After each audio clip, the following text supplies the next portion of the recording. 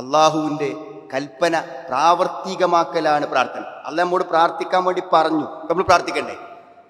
അള്ളാഹ് നമ്മോട് പ്രാർത്ഥിക്കാൻ വേണ്ടി പ്രശ്നമൊന്നും വേണ്ട, നമ്മൾ അതാണ് പ്രാർത്ഥിക്കണ്ടേ. വഖാല റബ്ബുക്കും ഉദ്ഊനി, റബ്ബ് പറഞ്ഞു ഉദ്ഊനി, എന്നോട് പ്രാർത്ഥിക്കൂ. അള്ളാഹിന്റെ കൽപ്പന ഉണ്ട് പ്രാർത്ഥിക്കാൻ. അപ്പൊ സുഹൃത്തുക്കൾ, പ്രാർത്ഥിക്കണ്ടേ?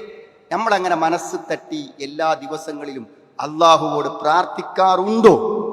അല്ലെങ്കിൽ അള്ളാഹുവിന്റെ കൽപ്പന നിറവേറ്റാത്തവരായി തീരില്ലേ നമ്മൾ?